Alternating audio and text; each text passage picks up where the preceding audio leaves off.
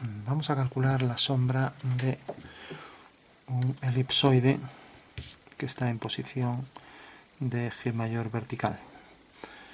Va a ser un elipsoide de 3 ejes, que quiere decir que los 3 ejes son distintos, ¿no? Cuando tiene 2 iguales y uno desigual, decimos que es de revolución, ¿no? Entonces tenemos, por ejemplo, aquí, vamos a coger esta elipse para la representación en el alzado. Entonces cogemos, marcamos el contorno del elipsoide y ponemos la posición de los ejes. De esta manera ya podemos hacer aquí el eje vertical que pasa por esos 2 puntos, y ahora tenemos aquí el eje horizontal.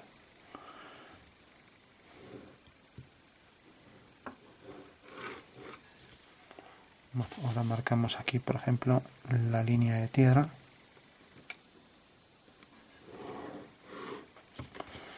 Y vamos a coger ahora, podría ser una circunferencia aquí en planta y tendríamos un esferoide o elipsoide de 2 ejes, ¿no? Entonces, para diferenciarlo, vamos a ver aquí la diferencia. Cogemos aquí, por ejemplo, esta sería una perspectiva sonométrica de un esferoide y de otro que es elíptico, o sea, de un elipsoide de 3 ejes, que se llama, ¿no? Diferencia. Pues este simplemente ponemos en la perspectiva una sección circular, que podría ser esta, que pasa por el medio.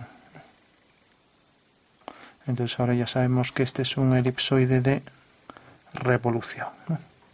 Porque en realidad la sección de la figura por un plano meridiano a la altura del centro del eje, pues cae según una sección circular, ¿no?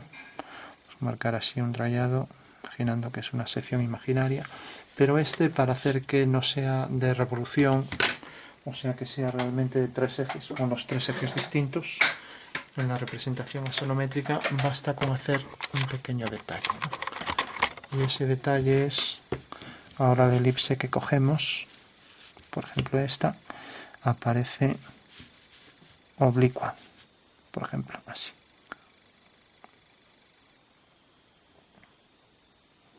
De manera que esto está inversamente, es una curva inversa central respecto al centro. Entonces vamos a coger mejor esta, que parece más adecuada al tamaño. Entonces dibujamos aquí esta elipse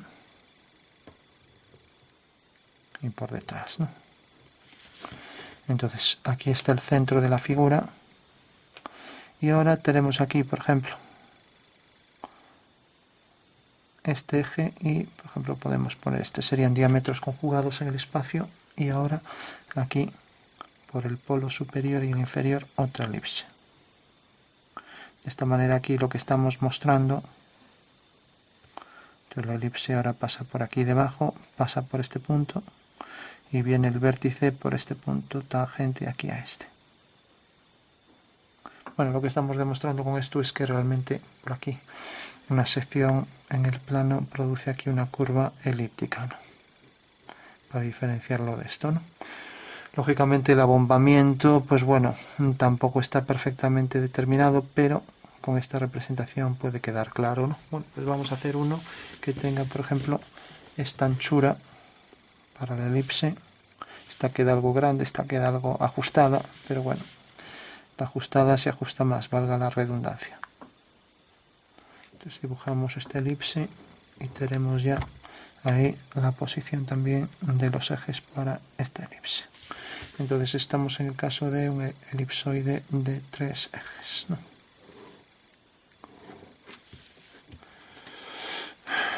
Bueno, tenemos en diédrico, nos imaginamos la figura en el espacio y tenemos que sería algo entonces como esto.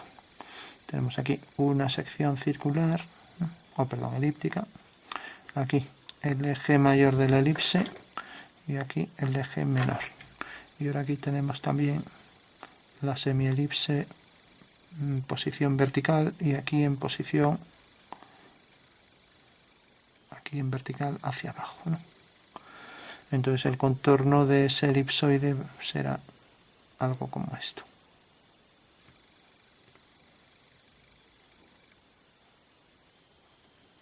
De manera que ahí deja ver un poco de esa curva, aquí deja ver un poco de la elipse y aquí también.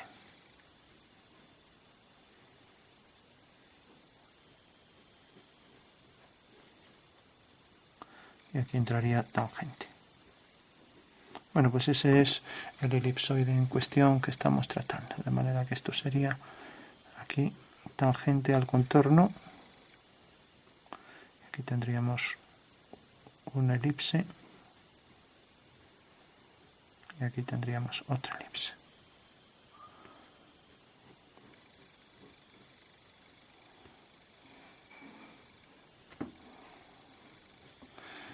Bueno, pues vamos a calcular la sombra de ese objeto desde un punto exterior. Cogamos, por ejemplo, el punto. Como es desde un punto, en realidad tenemos que hablar de un cono circunscrito al elipsoide. Vamos a cogerlo, por ejemplo, si lo coloco aquí. Entonces aquí tengo la dirección para la sombra. Y vamos a coger, por ejemplo, aquí que sea un poco alejado, para que no quede muy lejos la sombra. Entonces que venga, por ejemplo, por aquí. Entonces este punto aquí en la planta lo subimos también al alzado mediante una ortogonal y hacemos las tangentes a la elipse. Vamos a subirlo un poco más, así queda dentro. Aquí arriba tenemos, viene desde aquí, desde este punto hasta este.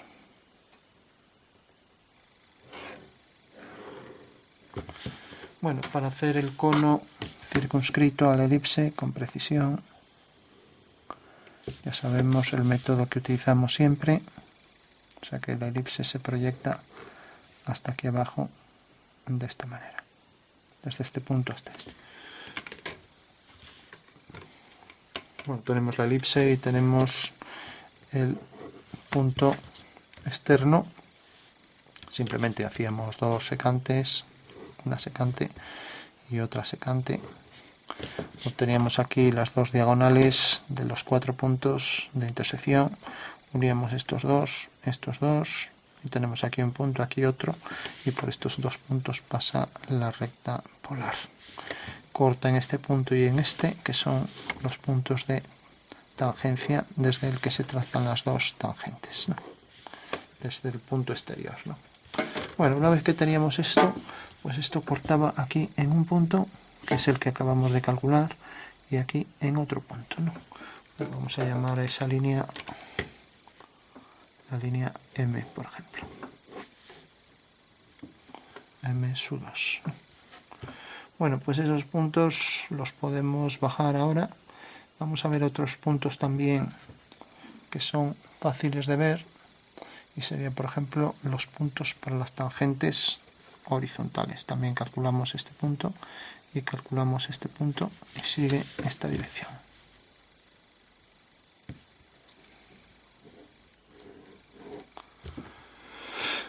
Bueno, pues esa dirección realmente corresponderá aquí a esta línea horizontal, ¿no? Mientras que la que trazamos antes va a corresponder a una línea aquí al trazar la vertical.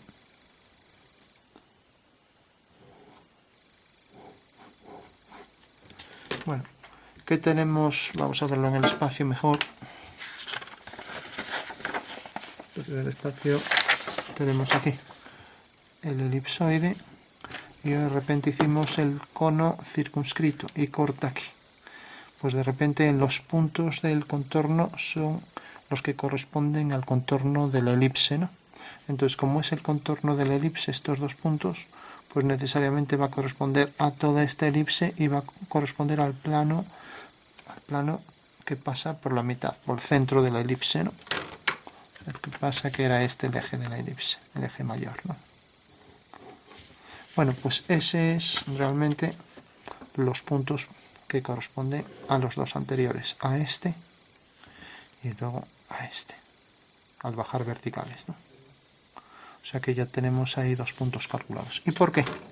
Porque en realidad cuando el cono es tangente al elipsoide, pues vemos que el cono es tangente en el contorno en estos 2 puntos, pero el contorno de este elipsoide corresponde en planta realmente a toda la elipse, pues por la mitad, ya que corresponde a estos 2 puntos. Es el contorno, ¿no? Entonces, como corresponde a este plano que pasa por la mitad, pues necesariamente esos 2 puntos estarán en la mitad, ¿no?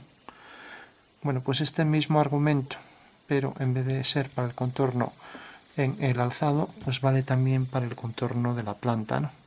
En el contorno de la planta hemos trazado estos 2 puntos y este punto realmente va a ser el plano meridiano del centro de la elipse. Por tanto, esto va a venir hasta aquí y esto va a venir hasta aquí. Eso quiere decir que la elipse ya pasa por este punto, por este y por este.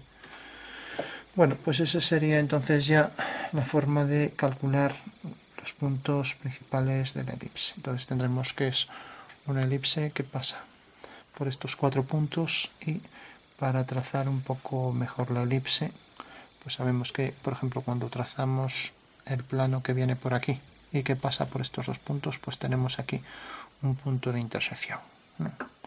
Bueno, pues ese punto de intersección nos va a definir aquí una recta que es la traza del plano, que es paralela a esta. Entonces ya la podemos trazar.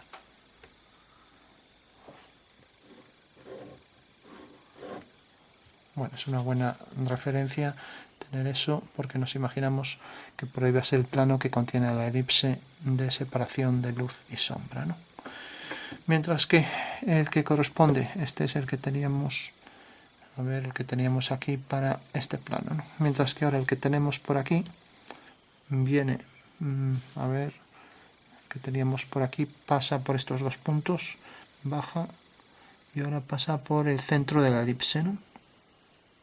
Bueno, pues eso nos va a definir realmente en el momento en que hacemos esta línea, o sea, tenemos esta línea que viene por aquí y ahora tenemos esta dirección del plano, ¿no? Bueno, pues ahora vamos a tener esta aquí abajo por la línea que viene según esta dirección. Por tanto, ya podemos trazar por este punto esa dirección, obteniendo la traza del plano entonces también que contiene la forma plana separatriz de luz y sombra, ¿no? Bueno, pues según eso ya podemos trazar los puntos por donde pasa la curva. Es esta sección elíptica. Vamos a hacerla primero a lápiz. Es una sección que viene por aquí, entra tangente por ese punto, viene por aquí, entra tangente por este y ahora pasa por este. Y lo mismo aquí, pues es una curva que es tangente en este punto, pasa por este, pasa por ese, y ahora aquí arriba pues es también tangente en ese punto, lo cual quiere decir que este punto seguramente quedará ligeramente más desviado hacia ahí, o este un poco más hacia aquí, y ahora esta curva viene por aquí, y aquí tenemos otra sección del elipsoide que es otra elipse. O sea que este punto quedará desplazado seguramente 1 milímetro, si somos más precisos. Bueno, pues esa es la separación de luz y sombra, para la que hemos calculado 4 puntos definiendo el plano de esa elipse. Bueno, y para calcular los puntos de sombra, pues sabemos que la elipse va a ser tangente a estas 2 líneas, a esta y a esta, y que tiene aquí los extremos, o sea que va a venir desde este punto bajando una vertical hasta este bajando una vertical, o sea que aquí dentro queda la elipse siguiendo esta dirección. Bueno, ¿y cómo podemos calcular los puntos? Pues ya no lo vamos a hacer aquí, pero podríamos hacer, pues como sabemos, este punto, por ejemplo, o este mismo, tiene la proyección aquí abajo. Entonces, sigue la dirección esta y aquí sigue la dirección. Estábamos hablando de este punto, este de aquí, no, este de aquí. Entonces sigue la dirección esta donde corta, aquí bajamos, ahí tenemos un punto, ¿no? Y lo mismo con todos, por ejemplo, este es el más alto, el de aquí. Entonces alineamos con V, viene por aquí la línea, alineamos, corresponde a este, el más alto, entonces viene por aquí, este es un punto de la elipse. Vamos a hacerlo así, aunque sea, este es del contorno, ¿no? Y el del contorno venía por aquí, entonces cae aquí. Aquí tenemos otro punto de la elipse. Luego tenemos este es el del contorno por detrás alineando con V, pues queda aquí, bajamos, ahí queda. Y ahora tenemos que este de abajo corresponde a este y viene por aquí. Alineando, el de abajo era este, alineando y corta aquí. Por tanto es una elipse que hace esto. Por este punto entra por ahí tangente, ya que luego pasa por ahí tangente también a la circunferencia, entra tangente por ese punto, vendrá tangente por aquí, entra tangente por este punto y llega tangente hasta aquel punto. Si sube por el plano vertical hay que calcular también dónde sube por ahí. Para eso habría que hacer más puntos de la elipse. Entonces, bueno, tendríamos ahí una elipse que, aunque parezca distorsionada, siempre la elipse debe ser tal que los dos ejes principales definen partes simétricas iguales, ¿no? O sea que este tramo es simétrico de este.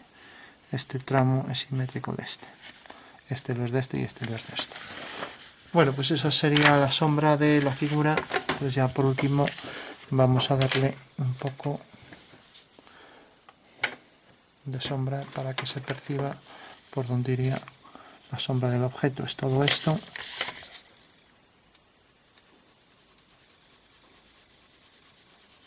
Sombra del elipsoide.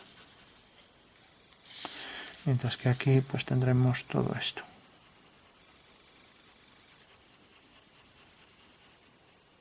Y luego por debajo llega hasta el contorno de la elipse, por detrás llega hasta aquí, ya no lo hacemos, solo hacemos lo visible.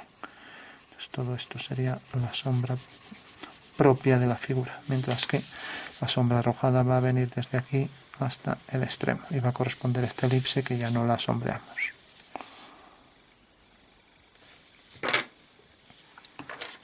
Vamos a darle un poco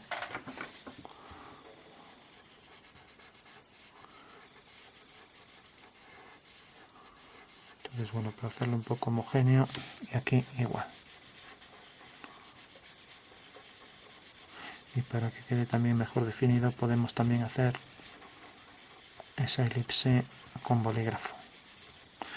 Como el objeto pues es una elipse, bueno, de contorno elipse, pero es pues digamos como una esfera aplastada, entonces también por los bordes también tendría más oscuridad, aunque geométricamente no es un tema que nos importe, porque ya no entra dentro de... Y también el contorno de la sombra no es perfectamente definido, ¿no? Igual que aquí, aunque geométricamente sí.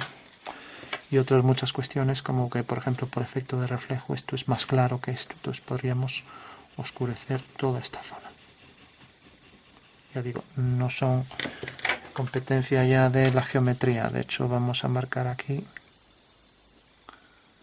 ya que es tema de valoración tonal de sombras, de teoría de sombras ya aplicadas más bien en dibujo artístico. Y aquí por detrás, ¿no? Bueno, pues esa sería la separación, mientras que aquí tenemos por la parte superior esto, la elipse tangente por ahí, y por detrás discontinua. Entonces decíamos que más contraste ahí cerca de la línea de separación de luz y sombra, cerca, sin ser justo esa línea, ¿no? Y lo mismo por aquí, porque aquí ya se difunde un poco el tono, ¿no?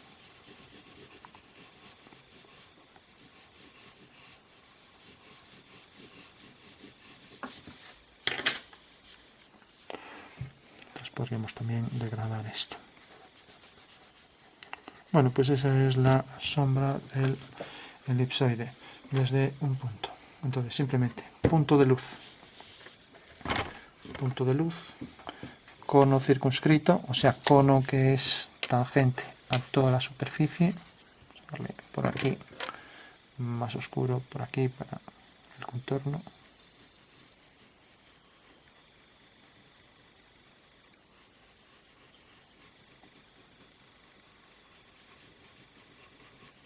Entonces decíamos cono circunscrito, también más oscuro. Bueno, era el primer paso, el cono circunscrito en planta y alzado. Punto de luz aquí. Se proyecta aquí la sombra proyectada sobre el plano horizontal. Puntos de tangencia en el contorno.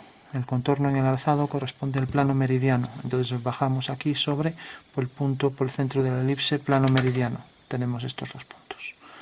Mientras que en este caso tenemos plano meridiano de la elipse desde el cono que lo circunscribe, pues son estos dos puntos de tangencia a la elipse. Bueno, pues pasa por la mitad de la elipse superior. Eso quiere decir que esos dos puntos están sobre este eje. Con lo cual, teniendo 4 puntos y teniendo también el centro de la elipse, bueno, el centro de la elipse realmente quedará sobre este eje, ¿no? Pero bueno, tampoco lo calculamos. Bueno, en realidad una elipse queda definida por 5 puntos, ¿no?